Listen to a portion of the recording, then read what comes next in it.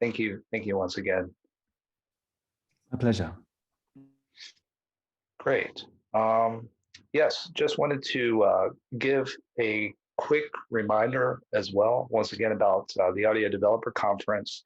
There's less than 1 month to be able to submit your talks if you wish to speak. And once again, you don't have to be the most experienced, seasoned veteran in order to submit a talk for the Audio Developer Conference. Timur, where do they submit talks? Right. So you can go to the ADC website, which is audio.dev. And if you go there, you find all the information there, the dates of the conference. Then you click on submit a talk, and then you have all the information about how to submit a talk and until when. Oh, it's actually called call for papers. If you click on that, then you get there. And yeah, the call for papers is open until 2nd of August. And one more thing I wanted to actually add to this is, if you maybe I'm not sure if you want to give conference talks yourself, or you're not sure if that's kind of your thing, but you have a colleague or a friend who you think would be really great as a speaker, you can also give them a little bit of a nudge as well. Absolutely. Encouragement is such a great thing within this industry. And I really hope that if you know somebody who's doing amazing work within the industry, or just doing it as a side project or an open source project, that you encourage that person to submit a talk. And if they don't feel confident enough to submit for ADC, they can also submit for one of these audio programmer meetups. So once again, we have them every month, right? So can you tell us where you do that? Yeah, this is a great training ground for people who are looking to get into the industry. It could be something interesting that you made in university and you just want to show other people. Please don't feel that it needs to be the most impressive, groundbreaking, pioneering invention. And you can submit for the talk for the ADC at audio.dev, or for the meetup at theaudioprogrammer.com/submit. And with that, I think it's a great time for us to introduce our next speakers. All right. So very excited to introduce our next speakers. Tonight we have Sam Tarakajian and Alex van Gils. So Sam is a developer at Cycling74, and Alex is a composer and generative video artist at Cycling74. And they're calling us today from Brooklyn, New York, and we're really delighted to have you tonight. How are you doing over there? Hey, we're doing great. Thanks so much for inviting us, Josh and Timur. It's really great to finally get to participate in one of these. And thank you, Gerhard, for that interview it's so cool to get to hear about the early days at Ableton and how you've cultivated culture there, and just really, really exciting to get to hear about all of that. Inspiring. Yeah, really inspiring.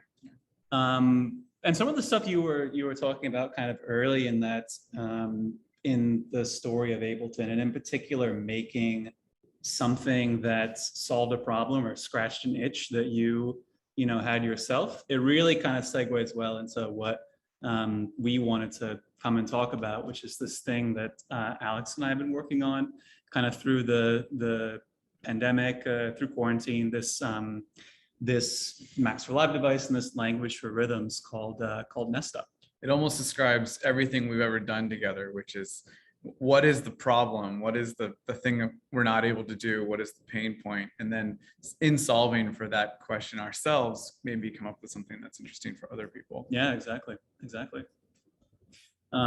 So should we just get into it? All right, let's go. Okay. Well, with that, let's share our screen and our sound. So welcome to Nestup, a language for musical rhythms, and we'll play for you a little bit of music made with Nestup. Yeah, a little taste.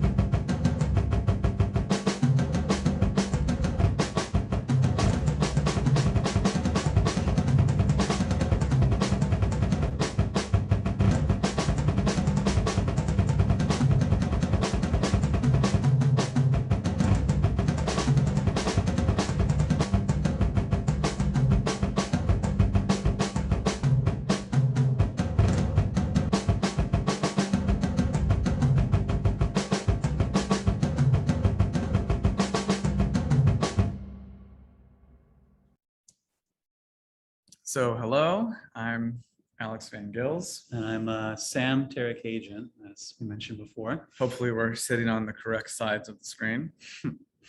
And our work. Yeah, so we're both kind of working at this well-worn territory at this point, this intersection of art and technology. Myself kind of more on the technology side and with some interest in art as well. And so I think you're probably more on the other end of the spectrum. I think that sounds about right. Sometimes, yeah, I'm a composer and I make art with video, with code. And I would say that sometimes I even write things without a computer. This is an example of that.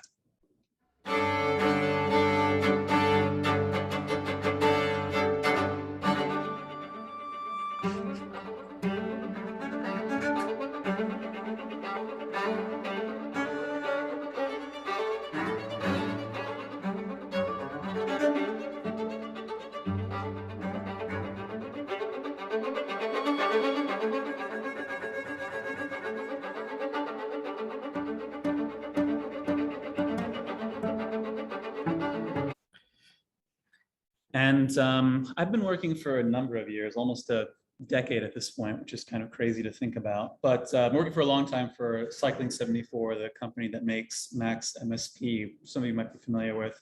When I first started there, I was working on an iPad interface for Macs called Mira.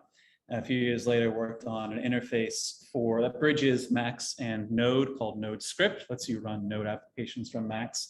And on the side, I've also worked on some other art tech projects that I think are interesting. For example, this project from a few years ago called WikiSonnet that would find blocks of text on Wikipedia that happened to be in iambic pentameter just by chance, and then arrange them into Elizabethan sonnets automatically. So a little bit of art, a little bit of tech. Where can they find WikiSonnet? Well, you can't anymore, unfortunately, because the server was really expensive to run, but you know, it exists somewhere. Imagine how cool that would have been. Yeah, imagine how cool that would have been. Yeah. So we work out of this space in Brooklyn that we call Cute Lab, our little, you can see, we're in the back corner here. So I don't know how, well, anyway, we're in that space right now. That's our coworker, David. And you can see our GameCube as well, but that's been replaced by a Switch at this point. Don't worry. Yeah, don't worry. We're not living in the Stone Age like cavemen on our GameCube. So like I mentioned, Cute Lab is located in beautiful Gowanus, Brooklyn. You're looking at the scenic Gowanus Canal that you know, so many movies and songs written about the Gowanus Canal, just the height of, you know, kind of New York tourism. It's also a Superfund site. So it's just one of the most contaminated places in the country, but it has since gotten a lot cleaner. They're actually doing a good job of cleaning up the Gowanus Canal. We hope that they don't clean it up too much. We think maybe some of the ideas actually come from the waste. Yeah, there's kind of a charm to the, There's to the a canal. natural When you charm, see the oil glistening on it in the morning, there's something to it. That's right. So Alex and I have also been working together for years on creative projects together. And recently we've been working with our friend Marina, who's a violinist, as part of an act called X Bucket. This is a little excerpt from one of our live performances. Marina's on violin, Alex is doing live audio processing in Ableton, and the visuals here are all done in Jitter.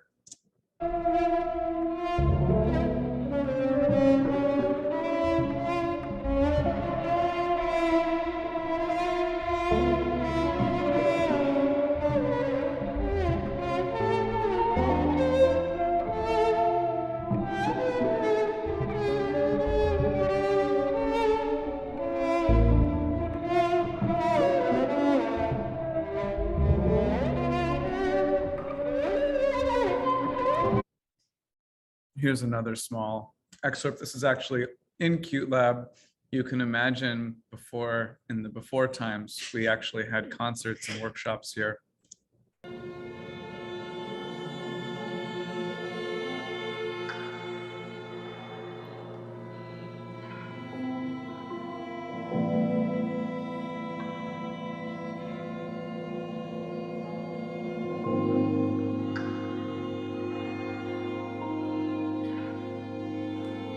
And finally, during the pandemic, we did start to work on some remote performance projects. Here's an example of something we did from our various apartments, and Sam seems to have something stuck onto his face.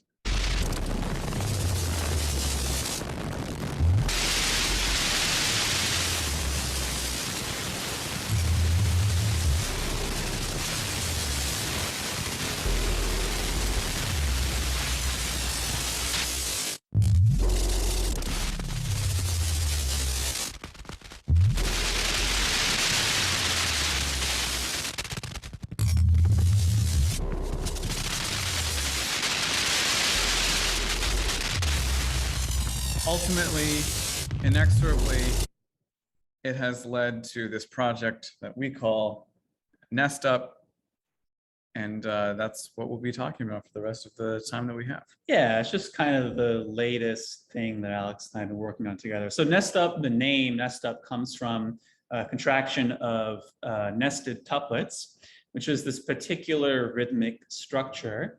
Imagine a tuplet is just a division of musical time into some number of note events, I guess.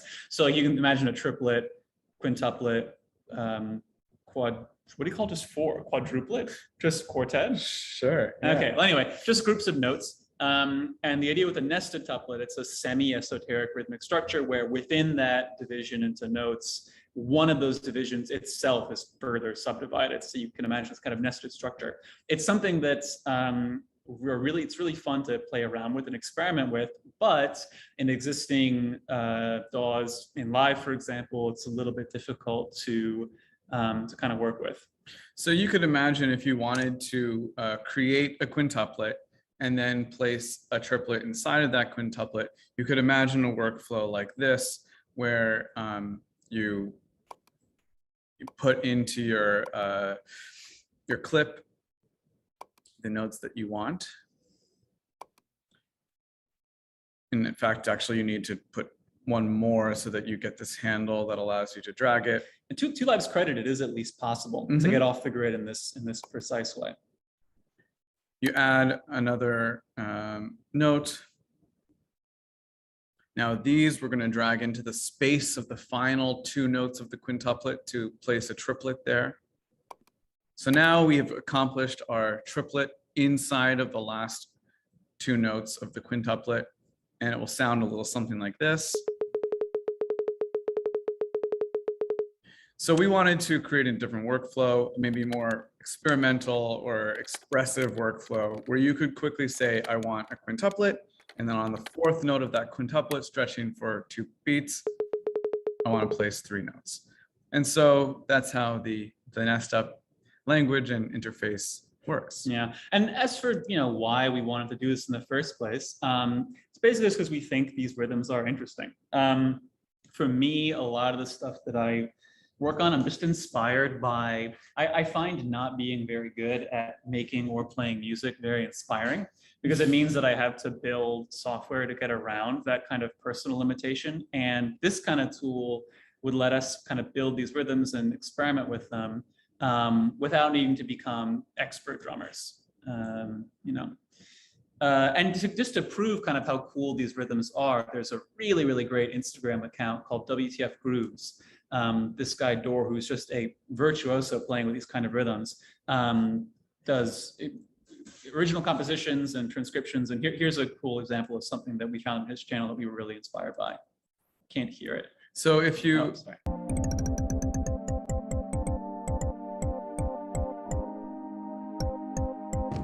So if you check out this rhythm, you can see that he's placed tuplets inside of other tuplets, and also the meter itself is fragmentary. It's not like an entire 2/4 meter or 3/4 meter. It's some fragmentary piece of a meter. We were inspired by this and wanted to see how could the creation of grooves like this be easy, flexible, fun.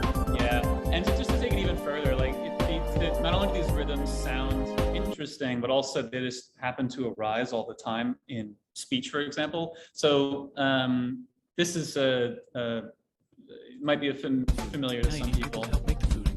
sales. And now you need houses for people to live in and people to make the houses. And now there's more people and they invent things, which makes things better. And more people come and there's more farming and more people to make more things for more people. And now there's business, money, writing, laws, power. So you can hear how just the natural prosody, the way Bill Wirth speaks, has these kind of shifts in rhythm and these kind of uneven distribution of notes. You can tell that in order to really express his natural rhythmic flow, you need to get off the grid and experiment with rhythms like this. So we really look to these as kind of wanted to be able to do this kind of thing was the goal. And in fact, these kinds of rhythms with nested tuplets, with fragmentary meters, etc., they're all over the world of music. You find them in Armenian folk rhythms, you find them in the new complexity music, you find them all over. And so it's not just that we wanted to do something that was strange, it's that we wanted to be able to express the musical idea quickly and experiment with it. Yeah, exactly. I think so too, yeah. So you got a control arrow maybe? there we go. Okay, cool. So So that's WTF grooves. so why? Right. Why make a whole? So you might well ask yourself, why make a whole new thing? There's already Super Collider, which is amazing. There's already Maximus P, which is amazing. There's already tidal cycles, which is amazing. No shortage of interfaces or environments that will let you do this kind of thing. We were kind of interested in three, I guess, particular, trying to design something for three particular uses, or with three particular design goals in mind. One was a very, very flat learning curve. We really wanted something that would take almost no time to learn. Super Collider, Maximus P, tidal cycles are very deep. There's quite a lot that you can do. We wanted to make something simple, purpose-built to this very particular use case. Another thing we were interested in is this kind of notion of what we can call adjacency in creative spaces. It's kind of like if you've got a sound that you really like in live, for example, there by turning knobs or moving clips around or changing values in your live set, you're adjacent somehow to other things that might be musically interesting. And we wanted to set up a similar space, but with respect to the kind of rhythmic structures that we've been talking about. So we wanted to make a language that put interesting rhythms kind of next to each other in a creative space, so to speak. And finally, we were really interested not in building something from scratch, but in building something that would kind of plug into and hook into an existing DAW. So if you knew live, which we both did and both really enjoy using, this would be something that could augment your abilities in live without requiring you necessarily to learn a whole new thing from scratch. And so out of all that, Nestup was born. And this is Nestor, the Nestup robot. Yeah, the Nestup robot mascot. Which is also a valid Nestup expression. So you could parse this as a rhythm. Right. So the kind of foundational philosophy with Nestup, it's a bit analogous to live or many DAWs in the sense that you have, well, not clips, we call them containers. But basically these are all blocks of time that have been cut up and divided in some way and then filled with node events. And it's by designing and moving these kind of containers around that you can build these really complex rhythms. So now we'll switch over to live, and actually maybe it's worth mentioning even before we switch to live that if you wanted to play with these rhythms, there's both a Max for Live device and an online playground to kind of listen to what some of these sound like and to experiment with them. If you go to nestup.qtlab.nyc, there's an online tool that lets you try the language and listen to what these things sound like. So in addition to that, though, there's also this Max for Live device, like I was mentioning, and we'll show kind of some of the big features of the language now. So just a quick word on how Nestup, the Max for Live device, works. There's a kind of center window where you parse Nestup expressions.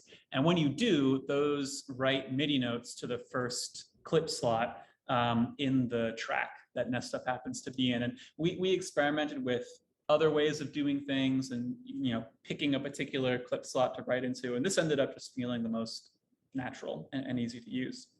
So the way the language works, like I mentioned, the fundamental unit is this container, these square brackets. And if you just put square brackets in there and push parse, that gives you a single container and a single note event, because containers are filled by default.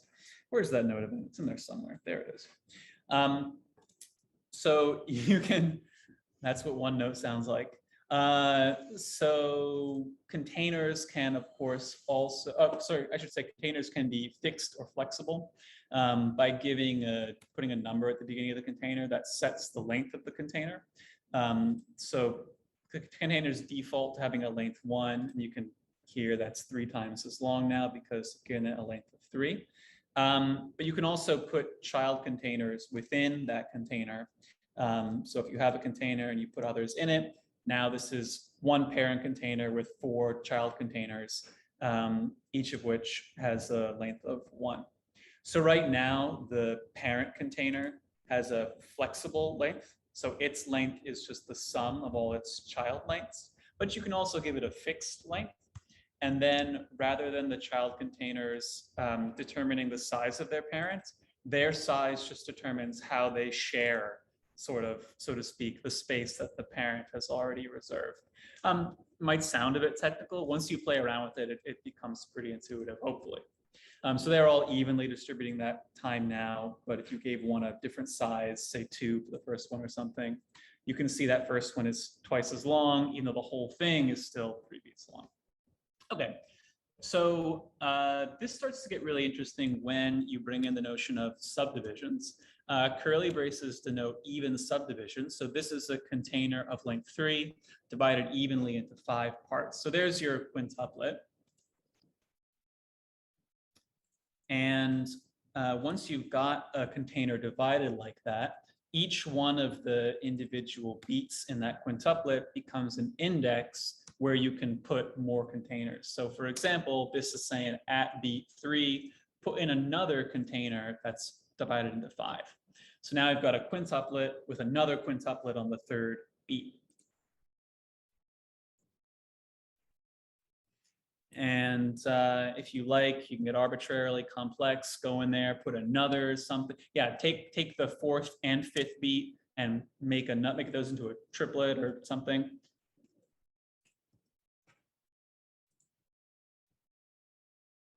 So you can start to build rhythms of really kind of whatever complexity you like. Once you've got a container like this, one thing that we thought would be interesting to try would be to add this idea of rotation to a container. So what's the rotation? Imagine you have a container subdivided into, say, however many parts. You could imagine kind of setting an offset that pushes the whole rhythm back, and then any events that get pushed back past the end get wrapped back around to the beginning. So on its own, this doesn't sound like much, but if you have one beat playing against another beat, rotations create a kind of offset that can change the character of the whole rhythm. So if you have one straight beat, for example, and then another Nestup expression playing on top of that, a rotation lets you shift that beat relative to the other. I'm sorry, are we supposed to hearing sound coming out of live here? Because I'm not hearing anything. Oh, Yes. I'm so glad that you stopped us. Yeah, is the because live, yeah, is live? I know what it is. Oh yeah, of course. All right, let's try that again. So there's the straight beat. Yes, Okay, kick drum. much better. Okay, great. Now it all makes sense. I was wondering, why is there no sound? It would have been a significantly more boring demo. Yeah, that would have. There was about to be a point where it was really going to be bad. Yeah. All right. Well, I'm glad we caught it now. Yeah, same. So there's your straight beat, and then a little rotation, of course, changes the whole character of the beat.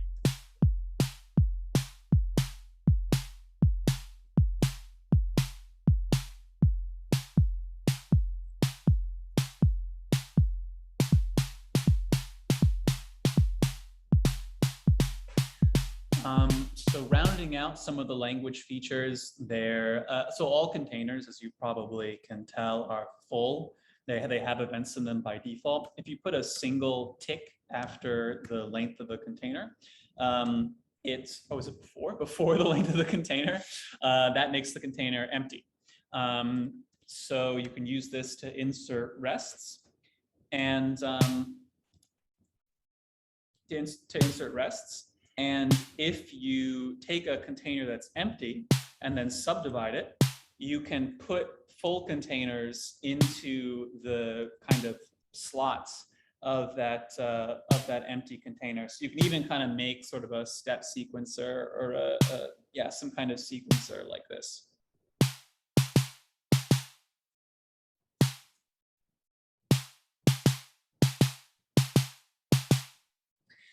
And then the last language feature is this notion of a tie.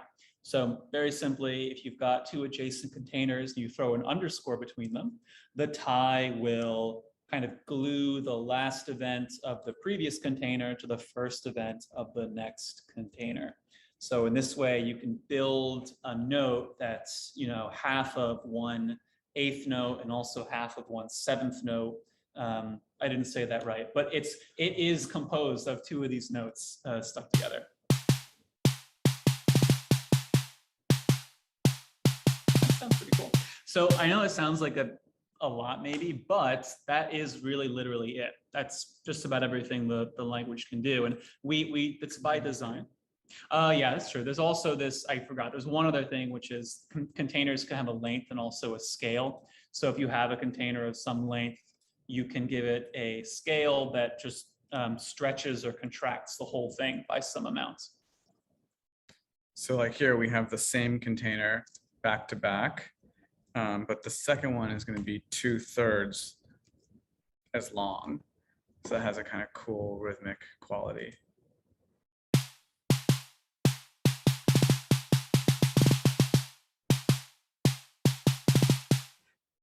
So by design, so there's no notion of velocity, no notion of notes, no notion of probability. We kept all that out of the language for now, although it'd be fun to think about adding it in the future. All that is handled by the Max for Live device right now, because we really wanted to focus just on the rhythms themselves. So with that, I mean, I feel like it would be cool to talk. So part of the reason that we were really interested in making this in live is because live is such a fun environment to do live performance in, obviously. Not only because of the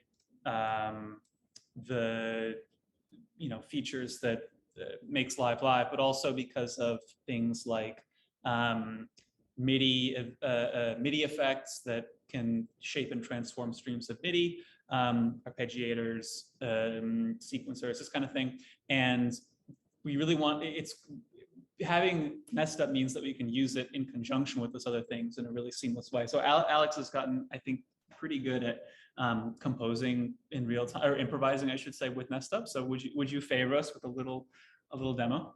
Let's do a short demo here.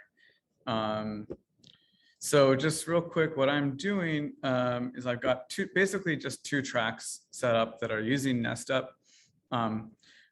One is using this granulator synth from the Max for Live packs, and then this 606 is just taking the MIDI from the same Nestup expressions, and then using, I really like to play with Nestup with these sort of the MIDI effects. So it's using random and scale to sort of distribute the MIDI events that come in from Nestup over the kit. So let's see what we can do here.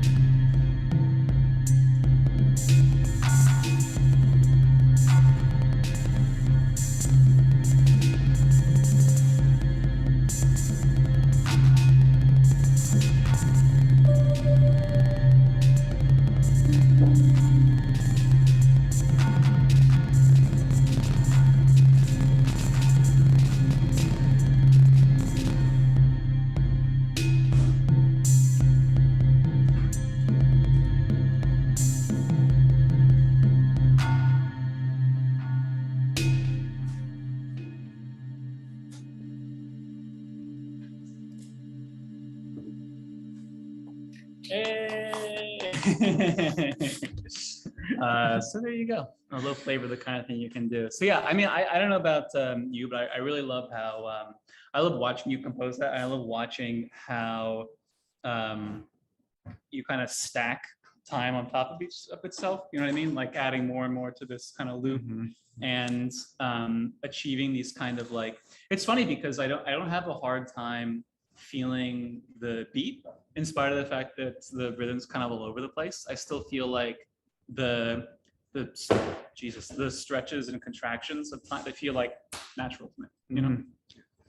I think that that's really the discovery for me with Nestup as well, is that these containers, they help me feel natural about these different sorts of rhythmic configurations in the same way that I think the WTF grooves start to feel natural as you listen to them and enjoy them.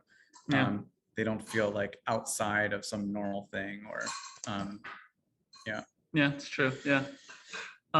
So maybe it would be fun now, unless take some questions, or do you want to jump in? I don't know. I mean, I could just kind of go. I would love to go and I could talk about the. Why don't I talk about the language a little bit, and then we'll come back. But I'll talk a little bit about how we actually did Nestup, because I think it's kind of interesting. So the first thing to talk about is the language itself.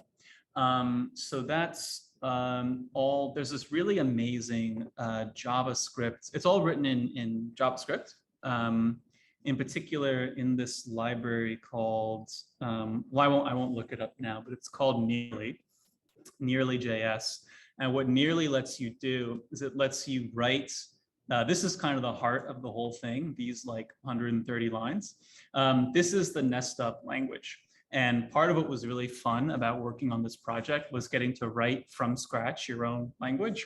And it's kind of the thing that like, seemed really daunting to me as a programmer, but it kind of turns out, you know, when you go a little bit deeper into it, it's kind of one of the things that people have been, and it's like the first thing you do with a computer, right, is write a language that it can understand. And so the tools for building this kind of thing are really, really good and really, really mature. So this is the language. And you can kind of look at it and it almost looks like English in some places, but these are basically the rules of what a Nestup expression is allowed to look like. This is in something called Bacchus-Naur form. It's this way of defining a language where you have just a sequence of production rules. So at the top, you have the root rule, which is just for dealing with Nestup expressions. And all this says, you kind of learn to read this stuff over time. It says a Nestup expression is either totally empty or it's a list of containers. If it is a list of containers, well, what is a list of containers? Well, a list of containers is a container followed by a smaller list of containers. And you can kind of start to see how the whole thing comes together. So rules like a container can be either sized or unsized. Well, we have two different production rules for those. And you see that a sized container, for example, a sized container will have an explicit size, whereas an unsized container won't. And then there are rules for how to deal with rotations, how to deal with the range containers, index containers on a subdivided container. All those rules are kind of here. So this is one really big meaty piece of the whole Nestup thing. And I should mention, by the way, that this is all, this part of the project is open source. Would Chrome be the way to place it again? You ever use someone else's computer and you feel like you're in another country? Thank you. So this part of the project, the language itself, is open source. And if you were really motivated and you wanted to write your own extension to the Nestup language, you could. You would just come into this repository, make whatever extension you wanted, and then put that library into the Max for Live device. And you'd have your own dialect of Nestup. So one thing that I'd really like to do is make this whole process, document a bit better, this whole process of how to actually write an extension in order to make it in order to kind of expand the scope of what you're able to do in Nestup. So this is a big part, and the other big important part of Nestup itself, the JavaScript part, is this container class, which just defines kind of how you go from this high-level grammar to actually putting events into a timeline. And Nestup has a very, very simple way of describing events in time. You just have events. Events are on or off, and they happen at a particular place in time. Although one thing that's interesting about Nestup is it's very, very careful not to use floating point numbers to represent time. We only use fractions of integers. And that's deliberate. That's really important because the kind of very small rounding errors that could pop up if you use floating point numbers to represent your times would mean that when you actually wanted to print those MIDI events to live, they might be like off by 1 tick or something. And this could be really problematic because it could mean now your clip is like 1 tick too long. So you loop the clip and it's slowly getting out of phase with the rest of your, so it's just really important to use rational numbers. So an integer over an integer to represent time, and only actually make that into ticks at the very last step when you go to write MIDI. I think that's basically, and the cool thing about doing this in JavaScript was that, as I showed, we have this online playground for experimenting with the language. And then because of the way we did the Max for Live device, we can use the same exact code to build the device. So would you open up the device really quick, and I'll just talk about that. So the Max for Live device is kind of interesting because it's actually, so there is a text edit object inside of Max, but we're not using the text edit object to edit the text. This is actually this is actually an instance of, oh, this mouse is cool. This is actually an instance of JWebs. This is a web page embedded in this Max for Live device. So what you're looking at here is actually a web view. So this is running the same JavaScript code that runs on the website. And this would be, if we one day ever port the thing to a VST or something, this will be the really tricky part, is figuring out how to embed a web view or writing our own text editor or something. That will be the tricky bit. So the kind of big high level pieces of this thing, there's that web view. And whenever you push parse, this just sends the stream of MIDI events out into Max. And then there's an object here, another JavaScript, bit of JavaScript code. This just connects that stream of node events to actual events inside of Live. So one thing that's kind of cool about this is that it's aware of differences between Live 10 and Live 11. So if you open this thing in Live 10, you can kind of see down here, there are these lock icons over next to the range and probability. And if you open this in Live 10, you actually won't see those. So those lock icons decide whether if you do apply some random velocity or some random probability to your notes. In Live 11, because Live 11 supports per note velocity randomization, I guess, and per note probability, it will actually write to, you can have Nestup write to your clip with that probability attached to the notes. So in Live 10, you just won't see these, and that functionality is not exposed. So the device looks slightly different whether you open it in Live 10 or Live 11. And of course, there's some code here that uses the Live API to figure out whether you're in Live 10 or Live 11. I won't be able to find it, but it's in here somewhere. Yeah, so there's a bunch of stuff here that talks to the Live API in a really subtle way. So for example, once you actually write these notes out to your Live clip, there's a little button here that lets you, so here's the notes in the clip. And there's a button here that will let you clear those notes out, and you can see it's turned red because there actually are notes on that in C3, in the C3 pitch lane, there are notes. But if I change this to like C#3 or B2 or something, you see the button goes back to being, because there's no notes in that lane. So whenever you change this, it's actually asking going out, calling out to the live API, seeing if there are notes in that lane, and then changing the button accordingly. And then when you clear it, of course, there's nothing left there. Then the other interesting part of this, I guess, is this little thing down here, the visualizer. And the visualizer is written also in JavaScript using the, where is it? Using, yeah, it's this thing here is the visualizer. This is written using, it's a Max object with a custom JavaScript interface. So the interface is written in JavaScript as well. So that's basically how this whole object works. I'm trying to think of what else would be useful to say about this. I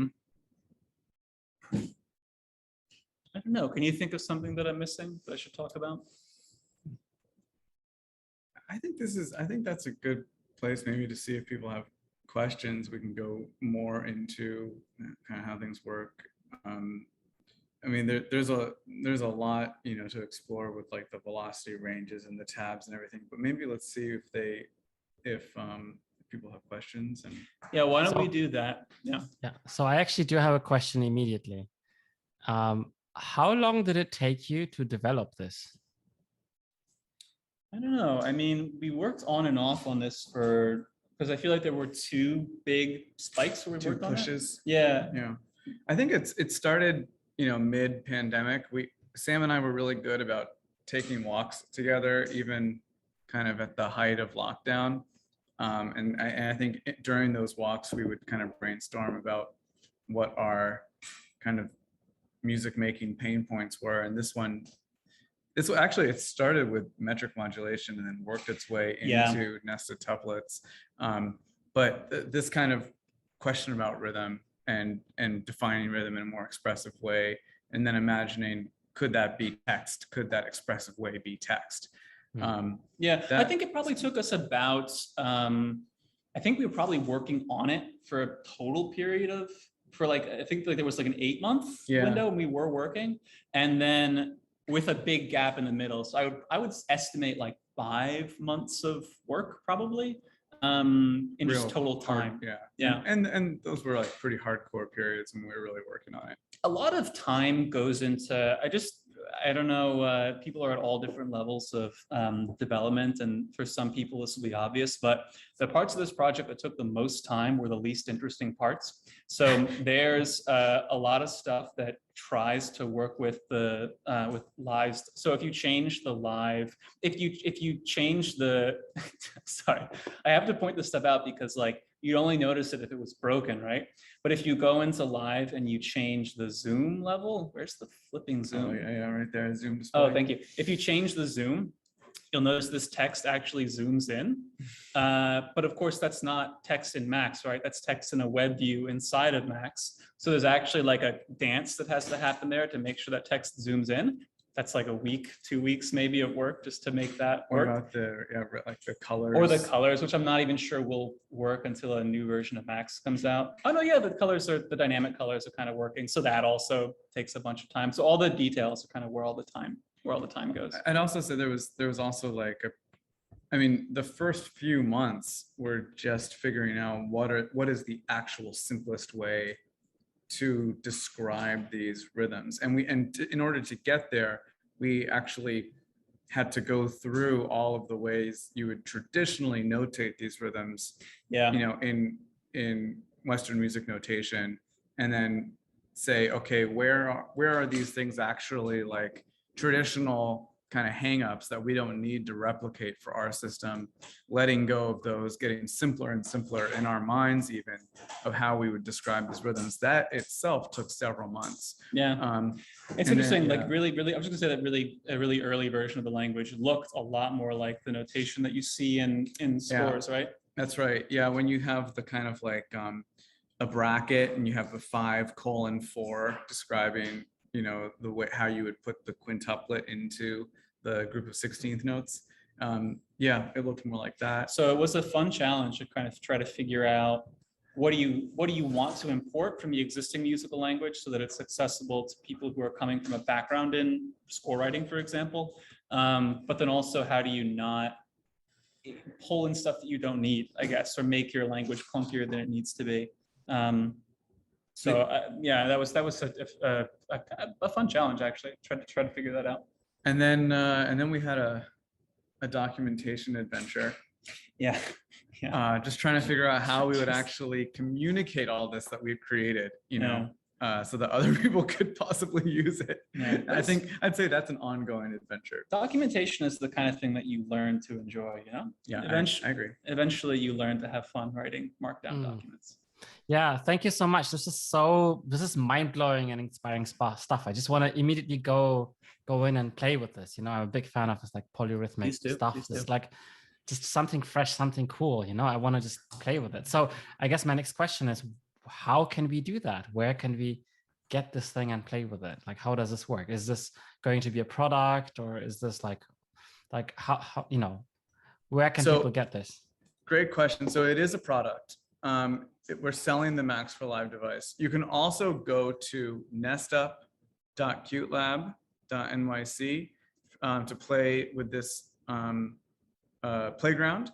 And this is a totally fully functional Nestup. This is as Sam was showing, it's actually the same Nestup code. Yeah.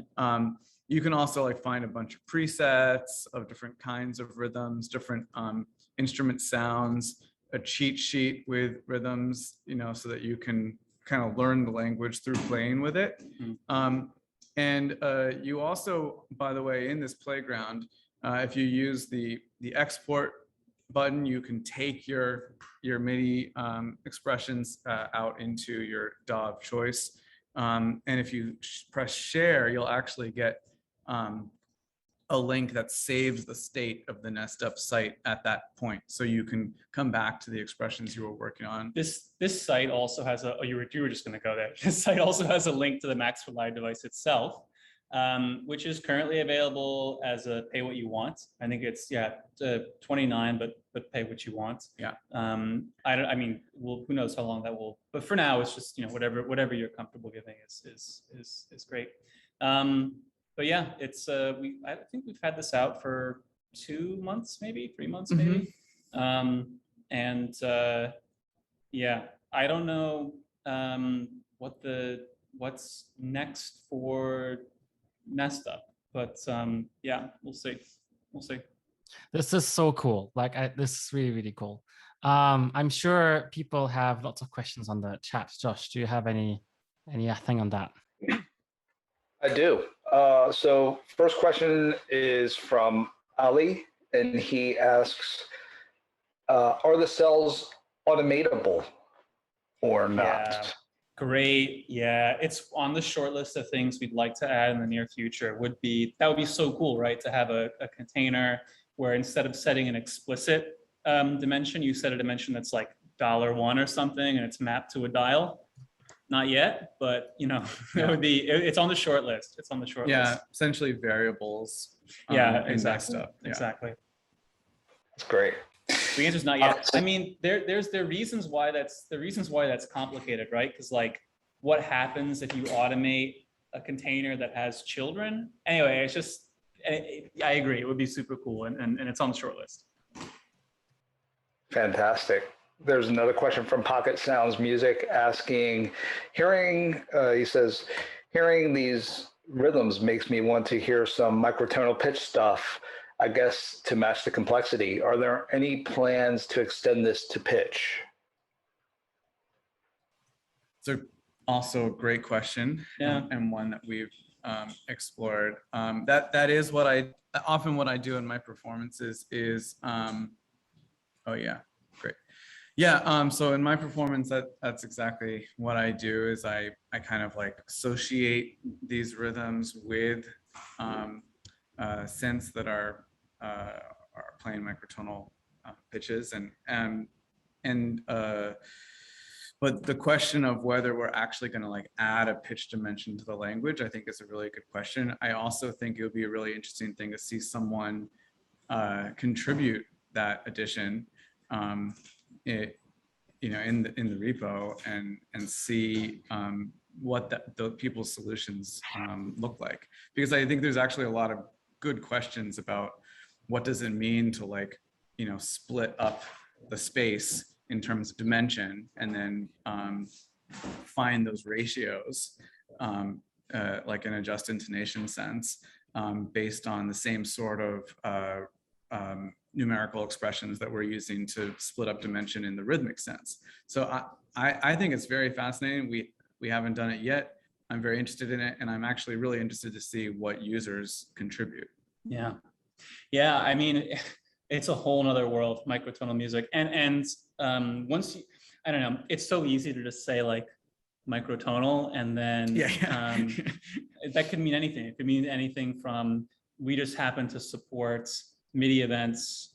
You just like have a drop down with different tunings, or you could have a much more sophisticated idea of how to do that. And I just don't know enough about microtonal music, honestly, to be able to do it justice, I think. So what would be cool, I think, is if someone out there would go and do something which is also outside of the box on this, you know, because you see microtonal solutions, but you still have like, you know, the 12 tones of the octave, and you can just kind of tune them a little bit, but it's still, it's like you with the rhythms, you're still being stuck in like, you know, writing those like 16th notes with the little brackets. But, you know, there's stuff like, there's stuff like, for example, the Bol-Pierce scale, where you don't even have octaves, right? You have like the 3-to-1 ratio, and you divide that into like 13 like just intervals, and it's completely different, but it sounds really cool. And, you know, it feels like something like what you've done there could be possible, you know, in that realm. I think that's where people are maybe trying to get at, you know, something which is just kind of more numeric, more abstract, more like playful, and not stuck in this like Western music paradigm, you know? This is exactly right. That's exactly what what I'd really love to see is a situation in which actually you could use these numbers and these containers as a sort of, as like ratios for creating the intervals. I think that would be very, very, as you say, playful. I mean, one of the things that was the basis of every change and every like commit that we made basically was, with everything that we do, is the language becoming more simple, more expressive, more easy to experiment with, more easy to find rhythms that you wouldn't dream up yourself and then notate. And I'd be very interested to find a similar experience in the pitch dimension. Amazing. There are some more questions. Are there any plans for syntax highlighting in the Max for Live patch? Yeah. Yes. Yes. Yes. it's a really good idea. Yeah. Also on the short list. It's not even that hard. It's just we're using Code Mirror to implement the text interface, and Code Mirror supports syntax highlighting, and we already have. I mean, we already have this thing where if like Alex we may need to share our screen. Oh yeah, I'll just do it really quickly.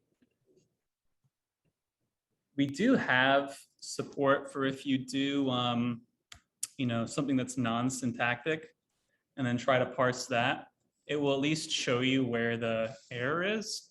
I know it's not syntax highlighting, but it's better than nothing, right? And so Code Mirror supports all this stuff pretty easily. It's just a little bit of figuring out to move the pieces into place. But yes, yes, short list. It's one of the things that we want to support. Amazing. Another question is, did you work together on the Max patch remotely, and did you use Git or another version control system? Yeah, we used Git for everything. And I'm trying to think if we ever ran into some, it was like really essential to use Git just to have a way to try out something on a branch pull that back in, something doesn't work, roll back to an old version. Hey, Sam, colors are broken now, and this whole thing looks like trash. Can we roll back to an earlier version? It would have been impossible, I think, to do it without something. As a software developer, I'm super comfortable with Git. So that was a natural choice. I mean, we probably could have done it with something else, right? I think it was good to use Git. I mean, for two reasons. One, I got to learn Git through working on it, which was great for me. And so now I would recommend anyone else trying to do something like this, especially if they have like a, experienced developer to work with, just learn that tool because everyone uses it. It's like a standard, or many people use it. It's a standard.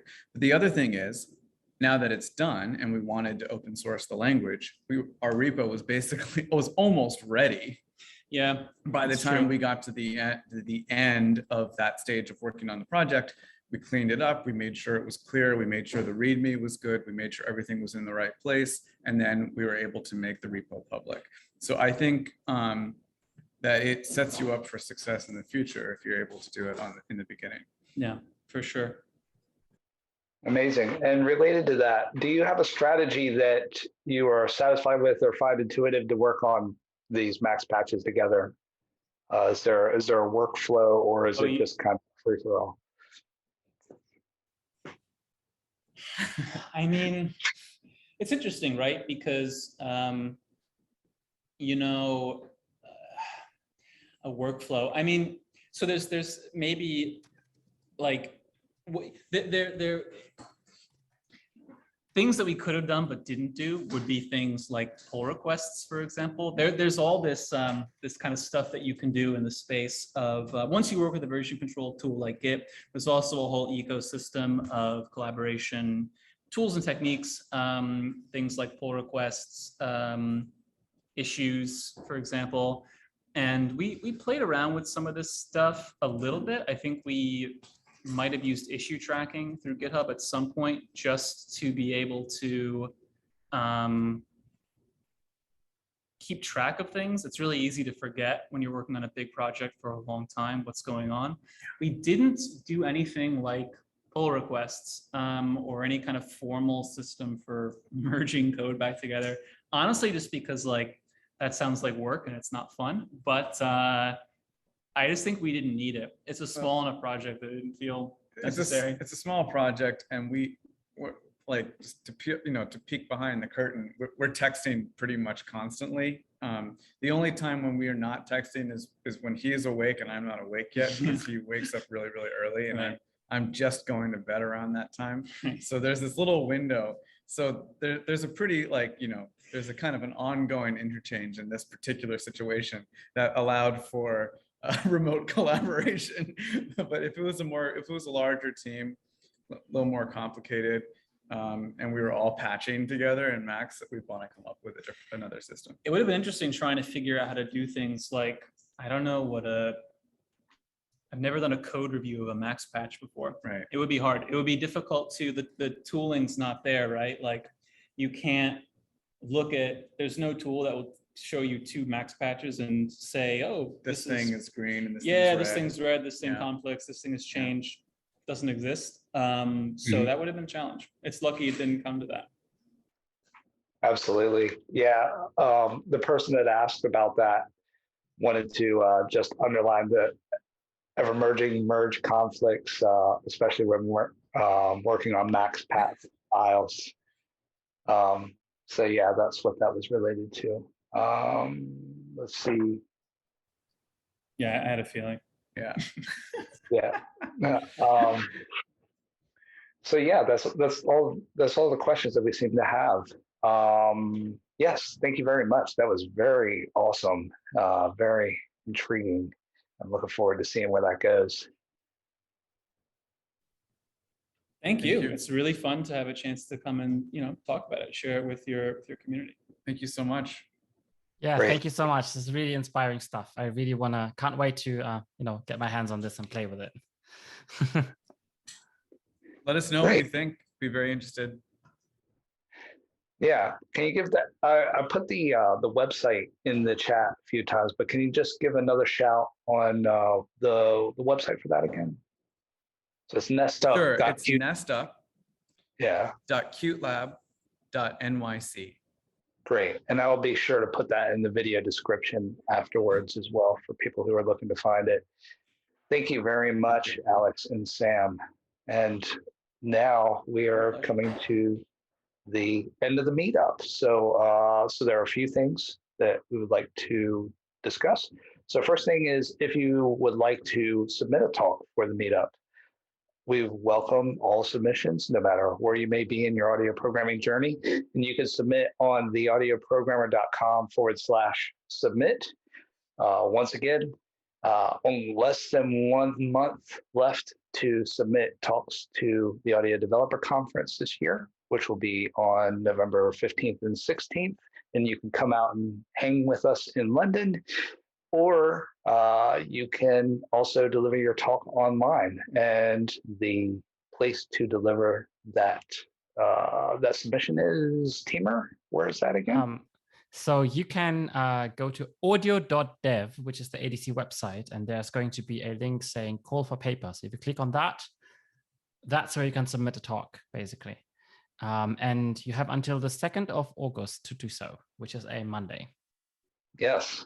And speaking of August, we also wanted to talk about our next meetup. So we meet up every second Tuesday of the month from 6:30 to approximately 9:30 BST at the moment, British summertime. So we've had a lot of discussions about time zones lately. And so the 10th of August, 6:30 to 9:30 is the next meetup, and we hope that you can join us, and we will be announcing presenters for that very soon. And with that, we are finished. Anything else to add, Teamer? No, I think that's it. Thank you so much, Josh. Thank you so much for joining us, to Sam and Alex, and also Gerhard. Was a wonderful evening. Thank you all so much for joining out there on the internet, and see you next time. Yes, thank you very much, everybody, and we will see you next time. Bye. Bye.